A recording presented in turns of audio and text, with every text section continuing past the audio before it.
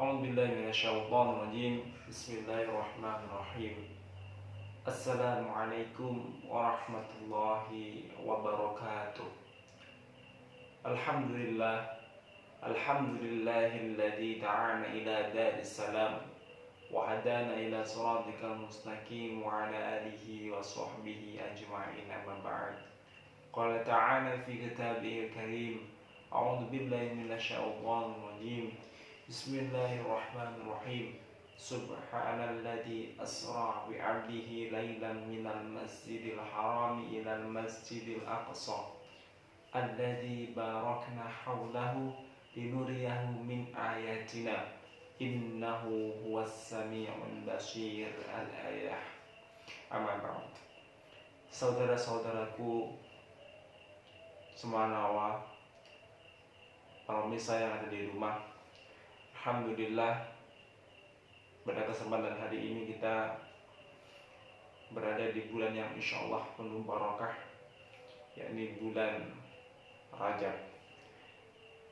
Dan di bulan Rajab ini ada sebuah peristiwa yang Allah tunjukkan kepada kita, bahwa peristiwa ini memberikan begitu makna besar terhadap keseharian kita, terhadap penghambaan kita kepada Allah Subhanahu wa ta'ala.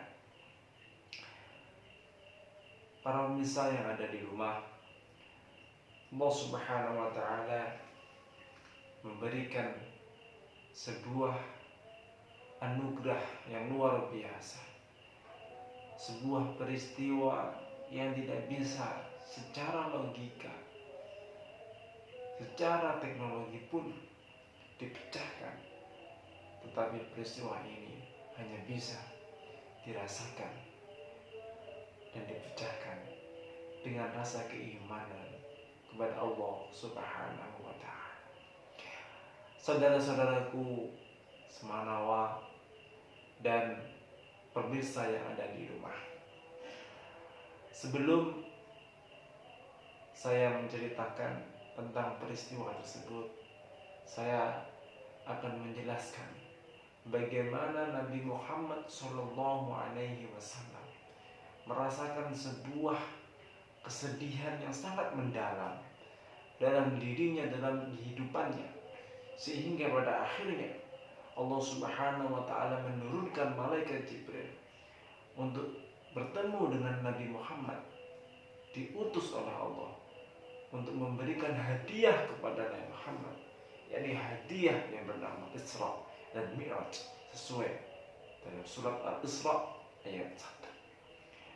Subhanallah, Allah Subhanahu wa ta'ala menunjukkan kepada Nabi Muhammad SAW perjalanan yang begitu indah hanya dalam waktu semalam. Tapi sebelum itu Nabi Muhammad SAW merasakan sebuah kesedihan dalam dirinya. Nabi Muhammad SAW yang pertama ditinggal oleh pamannya yang bernama Abu Thalib. Tak lama kemudian ada yang mengatakan 3 bulan kematiannya, wafatnya Abu Thalib pada bulan Rajab. Ada yang mengatakan pada bulan Ramadan, 3 hari sebelum Siti Khadijah meninggalkan Nabi Muhammad SAW. Ya, yang kedua adalah ditinggal oleh istrinya, yakni Siti Khadijah pada bulan Ramadan. Masya Allah, ini adalah peristiwa yang membuat Nabi Muhammad sedihnya luar biasa.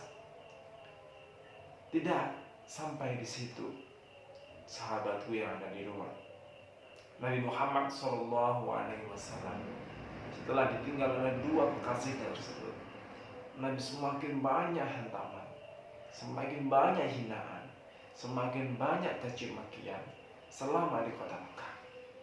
Masya Allah, luar biasa caci makian. Bahkan Nabi Muhammad SAW sampai menginginkan untuk hijrah, menginginkan untuk dakwah di luar kota Mekah, karena Nabi Muhammad merasa sedikit selama berdakwah di kota Mekah, merasakan stagnanisasi dalam dakwahnya, sehingga Nabi Muhammad SAW ingin ekspansi, yang pertama adalah ekspansi di kota Taif. Nabi Muhammad SAW pergi ke kota Taif untuk berdakwah di sana. Tapi lagi-lagi begitu banyak caci maki dan hantaman di kota Taif, sama seperti waktu di kota Mekah. Masya Allah, sampai Nabi berdarah-darah. Ini adalah sebuah rencana yang luar biasa yang dibuat oleh Abu Lahab, pamannya Nabi Muhammad SAW sendiri. Sehingga orang-orang kota Taif setelah dibujuk oleh Abu Lahab, orang kota Taif semua memukuli Nabi Muhammad sampai Nabi Muhammad berdarah-darah.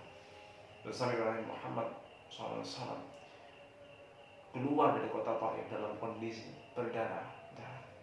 Na'udzubillah. Insyaallah. Maka kita harus bersyukur pada kesempatan hari ini bahwa Islam sudah berjaya, Islam sudah luar biasa besarnya, hingga kita di sini hanya diutus oleh Allah, disuruh oleh Allah untuk memperbaiki Islam, menjaga Islam yang rahmatan lil alamin. Hingga akhirnya Nabi merasakan kesedihan yang luar biasa. Diutuslah malaikat Jibril turun ke bumi, bertemu dengan Nabi Muhammad. Pada waktu itu Nabi Muhammad berada di depan Ka'bah. Jadi Muhammad SAW merenung dengan kondisinya yang luar biasa, baik di kota Mekah maupun kota Taif. Nah akhirnya Nabi Muhammad SAW merenung. Turunlah malaikat Jibril. Malaikat Jibril membawa pesan dari Allah untuk mengajak Nabi Muhammad perjalanan yang tidak biasa, perjalanan yang luar biasa. Bahkan Allah sendiri memujinya dengan perjalanan ini, subhanallah. Masya Allah. Nah akhirnya malaikat Jibril mengantar Nabi Muhammad dari kota Mekah menaiki buruk menuju Palestina. Dari Palestina di Masjid Aqsa, Nabi Muhammad SAW mengimami para nabi di sana. Lalu kemudian malaikat Jibril membawa Nabi Muhammad bertemu dengan Allah di Sidratul Muntaha. Masya Allah, di Baitullah, di rumahnya Allah Subhanahu wa Ta'ala. Sahabat-sahabatku subhanallah, pemirsa yang ada di rumah, akhirnya setelah baginda Rasul Muhammad SAW selesai pada malam hari itu, pada pagi hari sampai di kota Mekah, datanglah satu musuh dari Islam namanya Abu Jahal. Abu Jahal ini Masya Allah liciknya luar biasa, licik Masya Allah. Akhirnya Abu Jahal datang bertemu dengan Nabi, melihat Nabi bengong di depan Ka'bah. Apa kata Abu Jahal? Wahai Nabi Muhammad, apa yang kamu lakukan di sini? Apa yang kamu lakukan? Wahai Abu Jahal, saya telah melaksanakan sebuah peristiwa namanya Isra Mi'raj. Abu Jahal ketawa. Abu Jahal tersenyum bukan karena takjub, tapi tersenyum karena ini berbau hangat tentang apa istilahnya, rencana-rencana liciknya dari Abu Jahal. Nah singkat cerita, Abu Jahal tanya lagi, apa itu Isra Mi'raj? Akhirnya Nabi Muhammad bercerita bahwa saya didatangkan oleh malaikat Jibril menaiki sebuah buraq tumpangan dan kuda yang ada sayapnya. Lalu kemudian saya diajak oleh malaikat Jibril menuju Masjid Aqsa. Di Masjid Aqsa, disitulah para nabi sudah berkumpul menunggu saya untuk mengimami di Masjid Aqsa. Masya Allah, kita perlu tahu bahwa Masjid Aqsa itu adalah tempatnya para nabi. Itulah milik Islam. Mudah-mudahan Masjid Aqsa kembali ke tangan Islam. Amin ya rabbal alamin. Lalu kemudian saya diajak oleh malaikat Jibril menuju rumahnya Allah di Masjidil Aqsa. Hanya saat itu saya bertemu dengan Nabi Adam alaihissalam. Lalu kemudian saya didoakan oleh Nabi Adam. Saya naik lagi ke lantai 2, bertemu dengan Nabi Isa dan Nabi Yahya. Saya didoakan sama Nabi Yahya. Lalu kemudian saya naik lagi ke yang ketiga, bertemu dengan Nabi Yusuf. Masya Allah, bertemu dengan Nabi yang luar biasa, wibawanya. Naik lagi lantai 4, bertemu dengan Nabi Idris. Saya doakan sama Nabi Idris, Masya Allah, Alhamdulillah.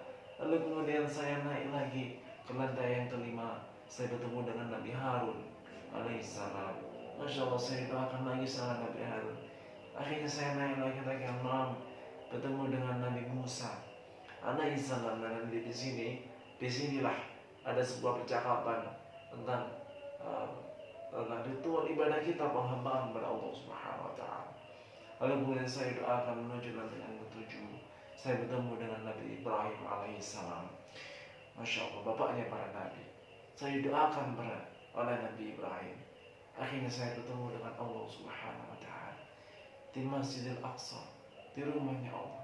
Banyak sekali pesan yang Allah berikan kepada saya. Salah satunya adalah menjalankan sholat 50 waktu. Allah ingat memberikan pesan untuk menjalankan 50 waktu bagi umat Nabi Muhammad.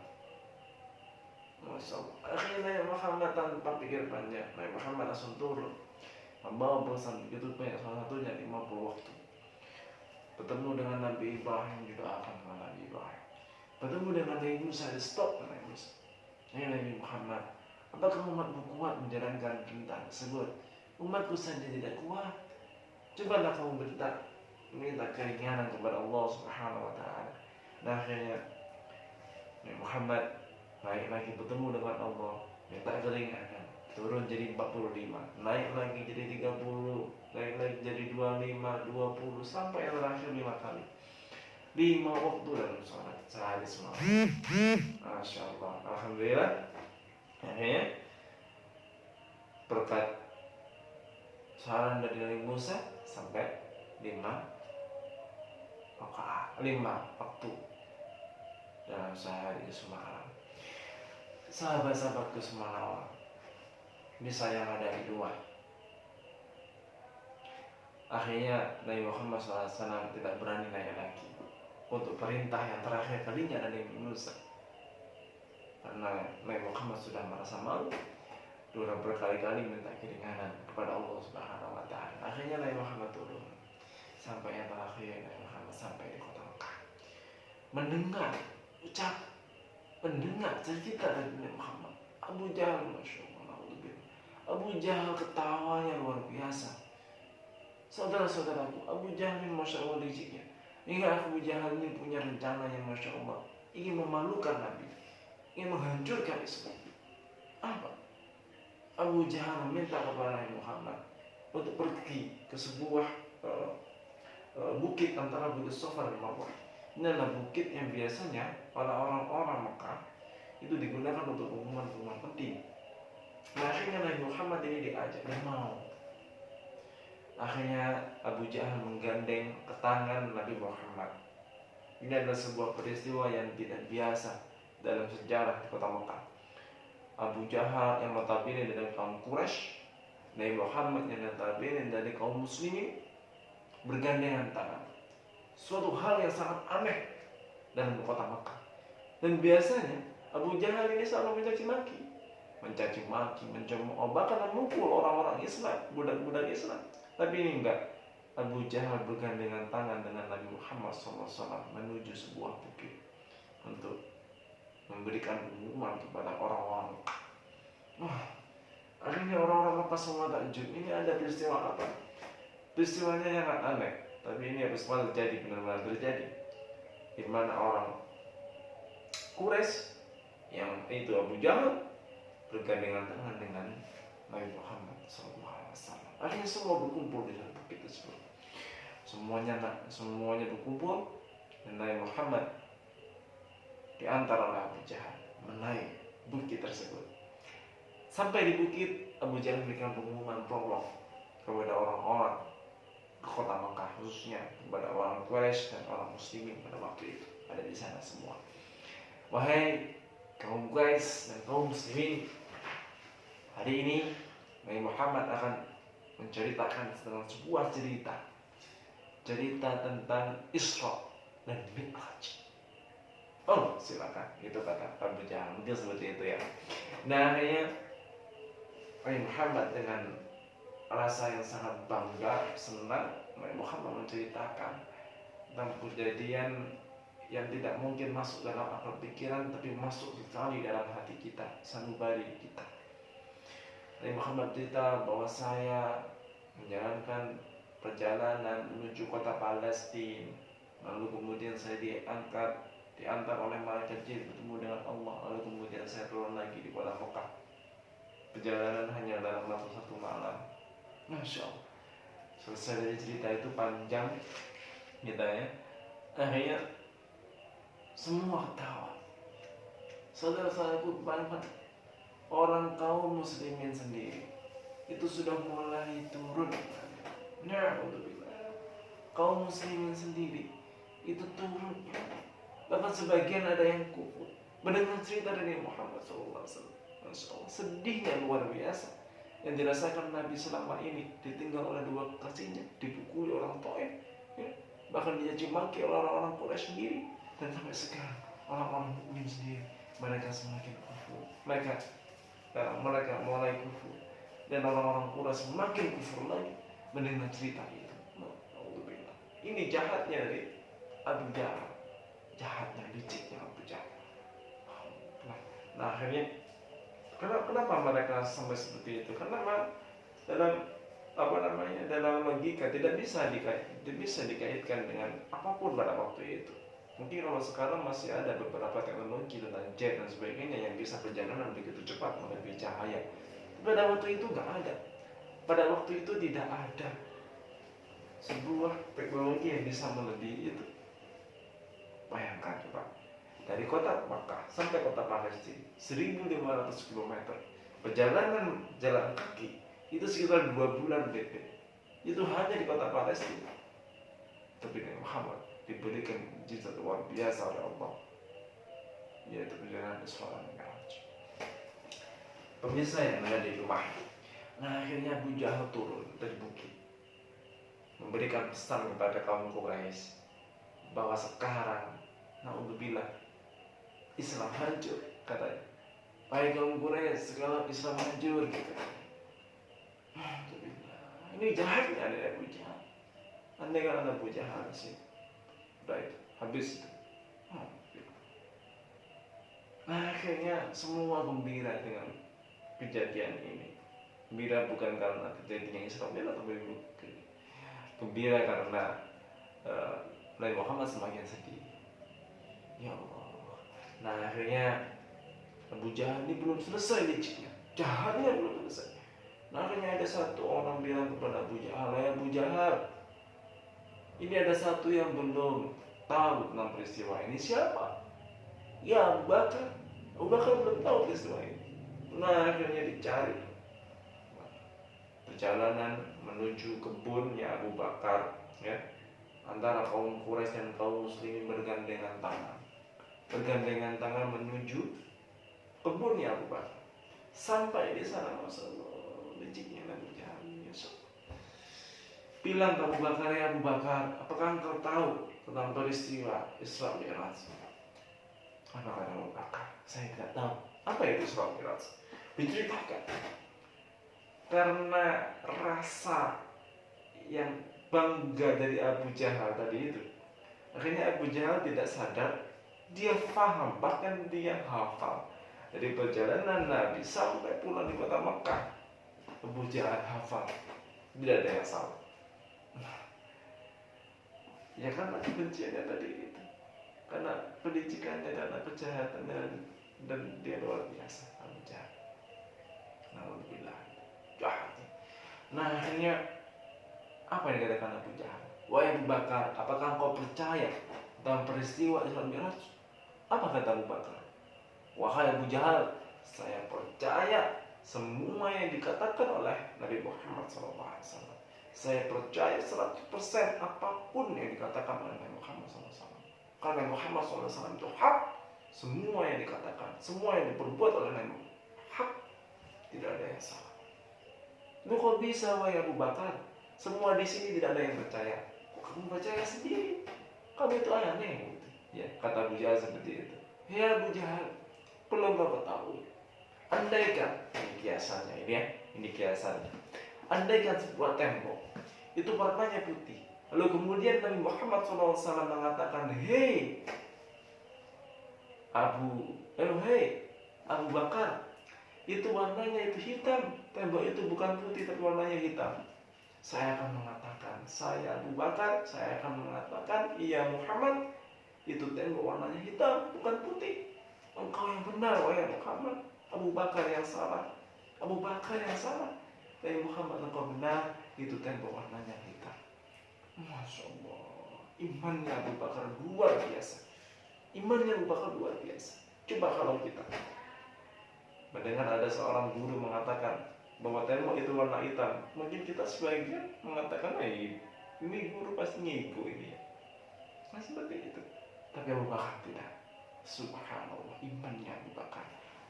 Ada yang mengatakan, andaikan imannya Abu Bakar ditimbang dengan seluruh iman daripada kaum muslimin muslimat di muka bumi ini, masih berada imannya Abu Bakar. Subhanallah. Mudah-mudahan kita semua bisa mencontoh imannya Abu Bakar. Akhirnya Abu Bakar minta kepada Abu Jahal untuk diantarkan kepada Nabi Muhammad di bukit tersebut. Sampai di bukit, Abu Bakar bilang kepada Nabi Muhammad, wahai Nabi Muhammad, apakah engkau pernah melaksanakan sholat Mi'raj? Ya Abu Bakar, saya pernah melaksanakan sholat Mi'raj. Tadi mana? Seperti ini ceritanya. Alhamdulillah, Abu Bakar mengatakan, wahai Muhammad, apapun yang engkau katakan, itu semua hak, tidak ada yang salah, dan saya 100%, 1000% percaya dengan semua peristiwa Isra Mi'raj. Alhamdulillah. Ada satu orang, tapi nanti akhirnya semua orang mengatakan, ya benar Muhammad, engkau hak, engkau benar. Akhirnya apa lagi katakan Abu Bakar kepada kaum Quraisy? Wahai kaum Quraisy, kaum muslimin, saya akan bertanya kepada Nabi Muhammad tentang peristiwa, tentang kejadian atau tentang apa kondisi yang ada di Palestina. Pada waktu itu namanya Syam. Syam dulu namanya Syam, tapi sekarang namanya Palestina dan beberapa negara-negara bagian di sana. Nah akhirnya Abu Bakar bilang bahwa Nabi Muhammad tidak pernah pergi ke Syam. Nabi Muhammad tidak pernah pergi ke Palestina. Kita tahu dulu memang Nabi Muhammad pernah dikatakan berdagang ke negeri Syam, tetapi Nabi Muhammad tidak boleh pergi ke Syam karena disuruh pulang oleh salah satu pendeta itu ya. Ceritanya seperti itu. Nah, Abu Bakar tanya kepada Muhammad, Muhammad, Quraisy saya akan tanya kepada Nabi Muhammad tentang kondisinya di kota Palestina, Masjidil Aqsa. Semua ditanyain sama Abu Bakar tentang kejadian atau tentang kondisi yang ada di Masjidil Aqsa. Ditanyain pintunya di mana, masjidnya seperti apa, pohonnya seperti apa. Masya Allah, semua dijawab oleh Nabi dengan benar dan luar biasa. Dan Masya Allah, semua orang mengatakan Masya Allah, ternyata benar Nabi Muhammad telah melaksanakan Isra Mi'raj. Belum sampai di situ, akhirnya Nabi Muhammad mengatakan kepada kaum Quraisy dan kaum muslimin, ini ada sebuah tantangan sendiri dari Nabi Muhammad. Beliau mengatakan kepada kaum Quraisy, wahai kaum Quraisy,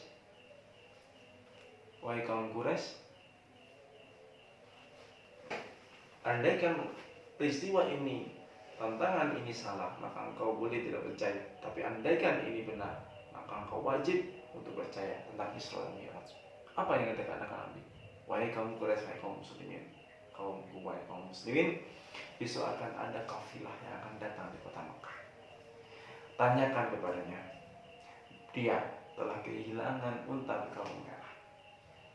Coba besok pagi. Masya Allah, benar. Besok pagi semua kaum muslimin, kaum Quraisy berkumpul lagi bagi mereka berkumpul, tidak caci maki, berkumpul di sebuah pintu, ya, pintu kota Mekah, ya, di Qardul Manazil, ya, pintu dari arah Palestina dari negeri Syam. Ditunggu semua dan benar datang, kafilah itu datang, berkumpulan sebagian orang datang membawa unta yang ada kalung merah. Benar apa yang dikatakan Nabi. Lalu kemudian semua mengatakan subhanallah, ternyata benar apa yang dikatakan Nabi Isra Mi'raj itu. Nah akhirnya mereka belum sampai selesai, mereka tanya, "Hei kafilah, apakah engkau kehilangan berkalung merah, unta berkalung merah?" "Iya, saya kehilangan." "Kamu nggak tahu?" "Iya." "Bagaimana ceritanya itu tentang unta berkalung merah?" Ketika saya berjalan dari kota Mekah menuju kota Palestina menuju kota Mekah, saya terdengar ucapan dari atas langit bahwa, "Wahai kafilah, kalian kehilangan unta berkalung merah." Dari atas langit gitu. Lalu kemudian saya cari itu untanya berkalung merah, ternyata benar apa yang sesuai dengan petunjuk dari atas langit bahwa unta berkalung merah ada di danau kecil di situ. Akhirnya ketemulah unta saya. Subhanallah. Akhirnya semuanya mengatakan benar, wahai Nabi Muhammad, ternyata Nabi Muhammad itu hak telah melaksanakan Isra dan Mi'raj dari kota Mekah ke Palestina, dan Palestina bertemu dengan Allah Subhanahu wa taala. Subhanallah. Dari cerita ini kita bisa mengambil hikmah bahwa luar biasanya keimanan kita terhadap Allah Subhanahu wa taala. Meskipun kita tidak pernah melihat Nabi Muhammad, tapi kita wajib harus mengimani segala peristiwa yang ada dalam diri Nabi Muhammad. Bagaimana caranya? Ya dengan cara istiqomah menjalankan segala sesuatu ibadah-ibadah yang Allah berikan kepada kita semua. Tidak hanya tentang 5 waktu, boleh kita melaksanakan mengaji dengan istiqomah. Insya Allah kita iman akan terus menumbuh dalam diri kita. Boleh dengan cara sholawat, boleh dengan cara sholat 5 waktu. Insya Allah kalau kita selalu istiqomah menjalankan 5 waktu tanpa kita melihat Nabi Muhammad pun, ya kita akan semakin yakin dengan Nabi Muhammad dan merasakan nur Muhammad dalam diri kita, sehingga kita semakin iman kepada Allah Subhanahu wa taala. Mudah-mudahan dengan peristiwa Isra Mi'raj ini kita diberikan oleh Allah ampunan, kita diberikan oleh Allah keberkahan, sehingga kita bisa bertemu dengan bulan Ramadan, bulan yang suci di tahun ini. Amin ya rabbal alamin. Sekian, wassalamualaikum warahmatullahi wabarakatuh.